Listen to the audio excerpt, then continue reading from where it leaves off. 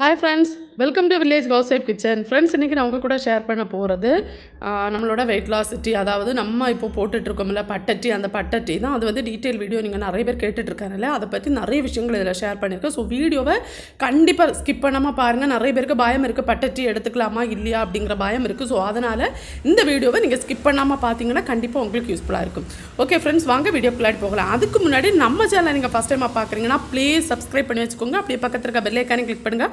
அப்போ தான் நான் எப்போ வீடியோஸ் போட்டாலும் உங்களுக்கு நோட்டிஃபிகேஷன் வரும். என்னோட வீடியோஸ் எல்லாம் நீங்கள் மிஸ் பண்ணாமல் பார்க்க முடியும். உங்களுக்கு தான் என்னோட வீடியோஸ் பார்க்குறப்போ நிறைய டவுட் வருதில்ல, இந்த வீடியோஸ் எல்லாம் நீங்கள் ஸ்கிப் பண்ணாமல் பார்த்தீங்கன்னா மட்டும்தான் உங்களுக்கு அந்த டவுட் வராது. அதே மாதிரி உங்களுக்கு வர டவுட்டுக்கு எல்லாமே ஆன்சர் நான் ஆல்ரெடி சொல்லியிருப்பேன். ஸோ எல்லா வீடியோஸும் பாருங்கள். வெயிட் லாஸ் சேலஞ்ச் அப்படிங்கிறப்போ கூட நீங்கள் ஆல்ரெடி போட்டிருக்க எல்லா சேலஞ்ச் வீடியோஸும் பாருங்கள். ஓகே ஃப்ரெண்ட்ஸ், வாங்க வீடியோக்குள்ளாடி போகலாம். பட்டை டீ போடுறதுக்காக இப்போது டீ போடுற பாத்திரம் நான் வச்சுருக்கேன். அந்த பாத்திரத்தில் வந்து 1.25 டம்ளர் அளவுக்கு தண்ணி எடுக்க போகிறேன்.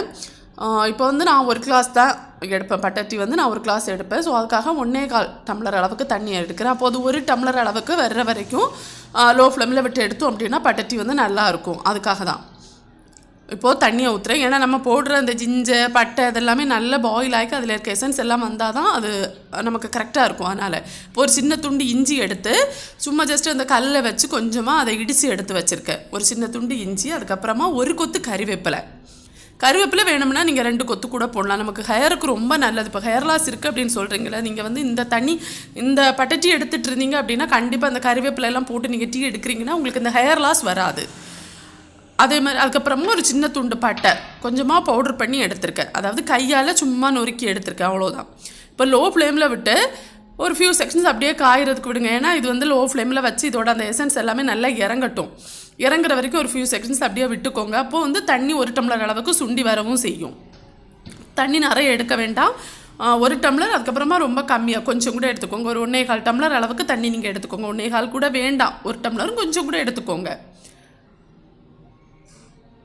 இப்போது காஞ்சதுக்கு அப்புறமா அப்படியே மூடி போட்டு விட்டுக்கோங்க. இது வந்து நல்லா ஆறட்டும். நல்லான்னா நம்ம டீ காஃபியெல்லாம் குடிக்கிற சூடு வர்ற வரைக்கும் ஆறட்டும். ஆறுனதுக்கப்புறமா வடிகட்டி எடுத்துக்க வேண்டியது தான். இப்போது நம்ம குடிக்கிற அளவுக்கு, இப்போ நாக்கு பொறுக்கிற சூடில் நம்ம குடிக்கிறோம், டீ காஃபியெல்லாம் குடிக்கிற மாதிரி நம்ம குடிக்கிறோம் அப்படின்னா எந்த அளவு சூடு வேணுமோ அந்த அளவு சூடு வர வரைக்கும் அப்படியே மூடி போட்டு ஆற விட்டு எடுத்தோம் அப்படின்னா நல்ல கலரும் கிடைக்கும். ஒருத்தங்க கேட்டிருந்தாங்க டீ தூள் போடலாமா அப்படின்ட்டு. டீ தூள் கண்டிப்பாக நீங்கள் எடுத்துக்க வேண்டாம். இது வந்து இதுலேயே இந்த கருவேப்பிலையில் இருக்க கலர் தான் இது, மற்றபடி பட்டையில் இருக்க கலர் கூட அதிகம் கிடையாது. இந்த கருவேப்பிலையெல்லாம் நம்ம சேர்க்குறோம்ல, இதெல்லாம் சேர்றப்போ வர கலர் தான். ஸோ இந்த தண்ணியை வந்து வடிகட்டி நான் இப்போ எடுத்து வச்சுருக்கேன். இதுதான் என்னோட டீ. இது எப்படி யூஸ் ஆகுது அப்படின்னா வெயிட் லாஸுக்கு நல்ல ஹெல்ப் பண்ணும். மெட்டாபாலிசம் நமக்கு இன்க்ரீஸ் பண்ணுது. ஸோ அதனால் நல்லா பசி கண்ட்ரோல் ஆகும். இது இப்போ நீங்கள் காலையில் எடுத்தீங்கன்னா அந்த டே ஃபுல்லாக உங்களுக்கு ரொம்ப நல்லாவே பசியை கண்ட்ரோல் பண்ணும். நீங்கள் தேவையில்லாமல் அப்பப்போ சாப்பிட்ற அந்த நொறுக்கு தீனி சாப்பிட மாட்டீங்க. அதுக்கப்புறமா நிறைய பேருக்கு பயம் இருக்குது, பட்டை டீ எடுத்துக்கிறதுக்கு பயங்கரமாக பயப்படுறாங்க. இப்போ நீங்கள் டெய்லி நீங்கள் இப்போது கரம் மசாலா அப்படின்னு நீங்கள் டெய்லி நம்ம ஃபுட்டில் ஏதாவது ஒரு விதத்தில் நம்ம எடுத்துகிட்டு தான் இருக்கோம். ஸோ அது நீங்கள் பயப்படுறீங்களா? அப்படி பயம் இல்லைல்ல. அதுலேயும் நம்ம பட்டை சேர்க்க தான் செய்கிறாங்க. ஸோ பட்டை வந்து உடம்புக்கு ரொம்ப ரொம்ப நல்லது. நீங்கள் பயப்படவே வேண்டாம்.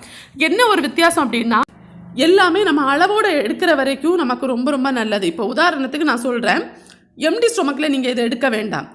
எம்டி ஸ்டொமக்கில் எடுக்காமல் எம்டி ஸ்டொமக்கில் தண்ணி ஏதாவது குடிச்சுக்கோங்க. குடிச்சிட்டு அதுக்கப்புறமா தான் நான் இது உங்ககிட்ட எடுத்துக்க சொல்கிறேன்.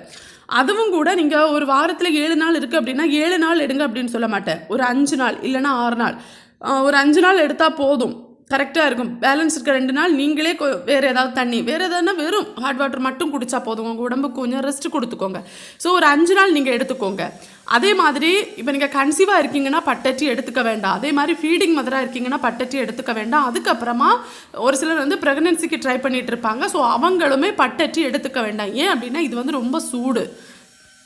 இதில் நம்ம சேர்த்துருக்க ஜிஞ்சராக இருக்கட்டும் இல்லை பட்டையாக இருக்கட்டும் ரொம்ப ஹீட்டு, நம்ம உடம்புக்கு வந்து ரொம்ப ஹீட்டான ஒரு பொருள் தான்.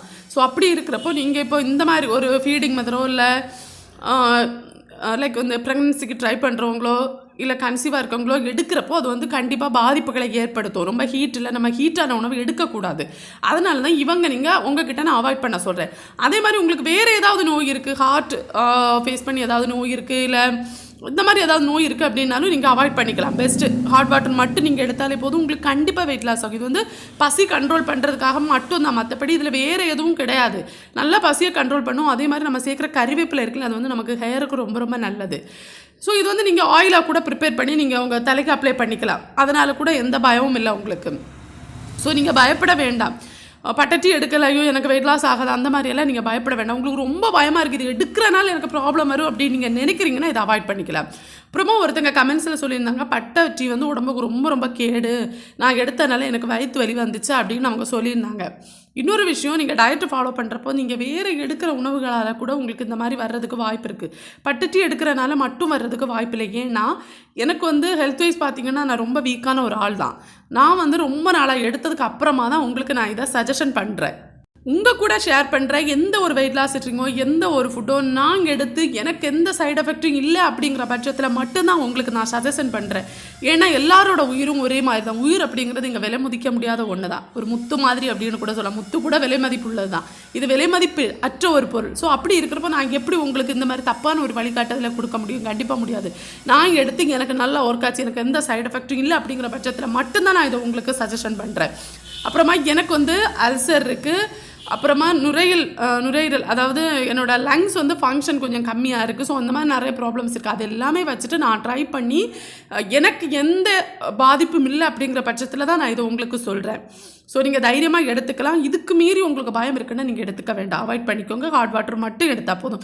இதனால் மட்டும்தான், இப்படி பயங்கள் வர்றதுனால மட்டும்தான் நான் நம்மளோட சேனலில் எந்த ஒரு வெயிட் லாஸ் ட்ரிங்கும் நான் உங்களுக்கு சஜஷன் பண்ணுறதே இல்லை. ஏன்னா நான் சொல்லி நீங்கள் ட்ரை பண்ணி உங்களுக்கு எதுவும் வரக்கூடாது அப்படிங்கிற நான் ரொம்ப தெளிவாக இருக்கேன். நான் ஒவ்வொரு பொருள் உங்கள் கூட ஷேர் பண்ணுறப்போ நான் ப்ரே பண்ணிட்டு தான் ஷேர் பண்ணுவேன். ஏன்னா எனக்கு எந்த பாதிப்பும் இல்லை, அதை மாதிரி மற்றவங்களுக்கு அதனால் எந்த பாதிப்பும் வரக்கூடாது அப்படிங்கிறதுல நான் ரொம்ப தெளிவாக இருக்கேன். நான் எப்போவுமே அதை நினச்சி நான் ஃபீல் பண்ணுற ஒரு விஷயந்தான்.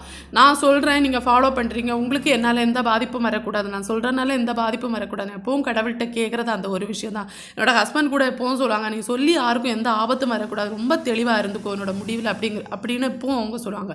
அது உண்மை தான். நான் ரொம்ப தெளிவாக இருக்கேன். ஸோ நிறைய வெயிட் லாஸ் ட்ரிங்க் இருக்குது. நாங்கள் எதுவுமே உங்களுக்கு சொல்கிறதே கிடையாது. அதுவும் எம்டி ஸ்டொமக்கில் நான் எதுவுமே சஜஷன் பண்ணுறது கிடையாது. கோகோனட் ஆயில் மட்டும்தான் சொல்கிறேன்.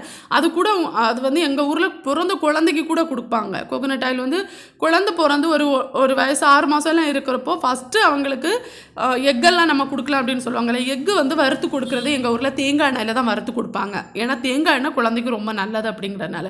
சாதம் பிசைஞ்சு கொடுக்குறது கூட வெறும் தேங்காய் எண்ணெயில் சாதத்தை போட்டு உப்பு போட்டு பிசைஞ்சு கொடுப்பாங்க. இங்கே யாருக்கும் எந்த ஆபத்தும் வந்தது கிடையாது. குழந்தைங்களுக்கு பொதுவாக எந்த ஆபத்தும் வந்தது கிடையாது. குழந்தைக்கு எதுவுமே ஒத்து போகாது. அப்படி இருக்கிறனால தான் தேங்காய் எண்ணெய் ஒத்து போகும் அப்படின்னு எங்கள் ஊரில் கொடுப்பாங்க. அம்மாவோட தாய்ப்பாலுக்கு ஈக்குவலாக தேங்காய் எண்ணெயாக வச்சுருக்காங்க. குழந்தைக்கு ரொம்ப ரொம்ப நல்லது. அப்படி இருக்கிறப்ப நமக்கு அது எந்த பாதிப்பு வரப்போகுது? எந்த பாதிப்புமே இல்லை. இப்போ நம்ம என்ன நினைக்கிறோம் அப்படின்னா, நம்ம ஏதோ ஒரு உணவு எடுத்துக்கிறோம், அதனால் நமக்கு ஏதாவது ஒரு வலி வந்திருக்க வாய்ப்பு இருக்குது. ஸோ நம்ம என்ன நினைக்கிறோம் அப்படின்னா, நம்ம புதுசாக இது தான் எடுத்துகிட்ருக்கோம்ல, இதனால தான் வருது அப்படின்னு நம்ம நினைக்கிறோம். அப்படி கிடையாது. பட்டை டீனால் உங்களுக்கு வயிற்று வலியும் அந்த மாதிரி எந்த ப்ராப்ளமும் கண்டிப்பாக வந்திருக்க வாய்ப்பில்லை. நீங்கள் சாப்பிட்ற வேறு உணவுகளையும் பார்த்துக்கோங்க. நீங்கள் என்ன சாப்பிட்றீங்க அப்படிங்களா தெளிவாக இருந்துக்கோங்க. இப்போ முட்டை எடுக்கிறனால கூட கேஸ்ட்ரபிள் ப்ராப்ளம் இருக்குல்ல, ஸோ அதனால் கூட வயிற்று வலி வரலாம். அது எல்லாமே தெளிவாக பாருங்கள். அதே மாதிரி ஒரு டயட் அப்படிங்கிறப்போ நிறைய உணவுகள் நம்ம அவாய்ட் பண்ணுறோம். அதனால் கூட இருக்கல, நம்ம புதுசாக ஒரு டயட்டுக்குள்ளாடி வந்திருக்கோம். உணவுகள் வந்து ரொம்ப சுருக்கிறப்போ நமக்கு வயிற்று வலி வருது. எனக்கு இருந்துச்சு. நான் வந்து உணவு வந்து நம்ம 3-4 வேளை சாப்பிட்டுட்டு நல்லா திருப்தியாக சாப்பிட்டுட்டு இருக்க ஒரு ஆள் அந்த உணவோட அளவு குறைக்கிறப்போ அல்சர் இருக்கனால எனக்கு நல்ல வயிற்று வலி இருந்துச்சு. நான் ரொம்ப சிரமப்பட்டேன். ரொம்ப கஷ்டப்பட்டு தான் இந்த டயட் வந்து நான் ஃபாலோ பண்ண ஆரம்பித்தேன். ஃபஸ்ட்டு வந்து ஒரு 1 மந்த் வரைக்கும் ரொம்ப சிரமப்பட்டிருக்கேன் நான் இந்த டயட்டில் வந்ததுக்கப்புறமா. ஸோ அதனால் இருக்கலாம். இல்லை உங்களுக்கு ரொம்ப பயமாக இருக்குது அப்படின்னா நீங்கள் ஏதாவது ஒரு டாக்டரை கன்சல்ட் பண்ணி அதுக்கப்புறமா நீங்கள் டயட்டை ஃபாலோ பண்ணுறது நல்லது. இன்னும் பெஸ்ட்டாக இருக்கும், உங்களுக்கும் பயம் இல்லாமல் இருக்கும். இன்னொரு விஷயம், நீங்கள் பயப்படுறீங்க. ஒரு உணவு எடுத்துக்க சொன்னோடனே நம்ம பயப்படுறோம், இதனால் ஏதாவது வருமோ அப்படிங்கிற அந்த பயம் நமக்கு இருந்துகிட்டே இருக்குது. ஸோ அது கூட இதுக்கு ஒரு காரணமாக இருக்கலாம். பயப்பட வேணாம். நீங்கள் தைரியமாக டயட்டை ஃபாலோ பண்ணுங்கள். இல்லை உங்களுக்கு ரொம்ப பயமாக இருக்குன்னா நான் சொன்ன மாதிரி தான் நீங்கள் ஒரு டாக்டரை கன்சல்ட் பண்ணுங்கள். நிறைய டெஸ்ட் எடுங்க. எந்த டெஸ்ட்டில் உங்களுக்கு ப்ராப்ளம் இருக்கோ அந்த உணவுகளை அவாய்ட் பண்ணிக்கோங்க. டாக்டர்கிட்டே கேட்கலாம், எனக்கு இந்த ப்ராப்ளம் இருக்குது அப்படின்னா எந்தெந்த உணவுகள் எடுக்கக்கூடாது அப்படின்னா அவங்களே உங்களுக்கு ஒரு வழிகாட்டுதல் கொடுப்பாங்க. நீங்கள் அப்படி அந்த அளவுக்கு பயமாக இருக்குது அப்படின்னா நீங்கள் டாக்டரை கன்சல்ட் பண்ணிவிட்டு டயட்டை ஃபாலோ பண்ணுங்கள். அதே மாதிரி நிறைய கமெண்ட்ஸ் எனக்கு வருது, எனக்கு இந்த நோய் இருக்குது, நான் டயட்டு ஃபாலோ பண்ணலாமா அப்படிங்கிற ஒரு பயம் வந்து நிறைய பேருக்கு இருக்குது. எந்த நோய் இருந்தாலும் டயட்டு ஃபாலோ பண்ணலாம். டயட்டு ஃபாலோ பண்ணுறதுக்கெல்லாம் இந்த நோய் அந்த நோய் எல்லாம் கிடையவே கிடையாது. ஆனால் ஒரு தெளிவு உங்களுக்கு இருக்கணும். இப்போ நீங்கள் ஒரு தைராய்டு இருக்குது அப்படின்னா நீங்கள் முட்டைக்கோசு சாப்பிடக்கூடாது, காலிஃப்ளவர் சாப்பிடக்கூடாது அப்படிங்கிறது உங்களுக்கு தெரியும்ல. அந்த உணவை யார் சொன்னாலும் எடுக்க வேண்டாம். இது வந்து ஆல்ரெடி நிறைய வீடியோஸில் நான் ஷேர் பண்ண ஒரு விஷயம் தான். டாக்டர் வந்து உங்ககிட்ட இந்த உணவுகள் நீங்கள் எடுக்கக்கூடாது அப்படின்னு சொல்லியிருக்காங்கன்னா, யார் சொன்னாலும் அந்த உணவை நீங்கள் எடுக்கவே கூடாது. டாக்டர்கிட்ட கன்சல்ட் பண்ணிவிட்டு அவங்க சொன்னாங்கன்னா மட்டும் நீங்கள் சாப்பிட்டா போதும். இதுதான் ஒரு தெளிவு அப்படிங்கிறது. இந்த தெளிவு இருந்தாலே போதும், டயட் வந்து சூப்பராக நம்ம ஃபாலோ பண்ணலாம். ஸோ நிறைய விஷயங்கள் சொல்லியிருப்பேன்னு நினைக்கிறேன். உங்களுக்கு இதுக்கு மேலேயே நிறைய டவுட் வரும். எது டவுட் இருந்தாலும் கமெண்ட்ஸில் கேளுங்க. வீடியோவில் சொல்லாத விஷயம் தான் நீங்கள் டவுட் கமெண்ட்ஸில் கேட்குறீங்கன்னா நான் கண்டிப்பாக உடனே உங்களுக்கு ரிப்ளை பண்ணுறேன் ஃப்ரெண்ட்ஸ். ரிப்ளை எல்லாருக்குமே பண்ணுவேன். கொஞ்சம் டைம் ஆனால் கூட நான் கண்டிப்பாக எல்லாருக்கும் ரிப்ளை பண்ணுவேன். இல்லை வீடியோவில் சொல்லியிருக்க விஷயம் அப்படின்னா ஜஸ்ட் ஹார்ட் மட்டும் போடுவேன். அப்போவே நீங்கள் புரிஞ்சுக்கணும், இந்த சிஸ்டர் வந்து வீடியோவில் சொல்லியிருக்காங்க, நம்ம வீடியோ ஒன்ஸ் கூட பார்ப்போம் அப்படின்னு உங்களுக்கு புரிஞ்சுக்கணும். ஸோ எல்லாம் சொல்லியிருக்கேன்னு நினைக்கிறேன். உங்களுக்கு ரொம்ப பயமாக இருக்குன்னா பட்டை எடுத்துக்க வேணாம். நீங்கள் நார்மலாக எடுத்துக்கிற ஹாட் வாட்டர் எடுத்தால் போதும். வாரத்தில் ஒரு 5 நாள் நீங்கள் பட்டை எடுத்தால் போதும். அதுவும் எம்டி ஸ்டொமக்கில் எடுக்கவே வேண்டாம். ஹாட் வாட்டர் எல்லாம் குடித்ததுக்கப்புறமா மிதமான சூடில் எடுத்தால் போதும். ரொம்ப சூடாட்டும் குடிக்க வேண்டாம். இல்லை நல்லா ஆற வச்சு தான் குடிக்கணும் அப்படின்னா நீங்கள் நல்லா ஆற வச்சு கூட குடிச்சிக்கோங்க.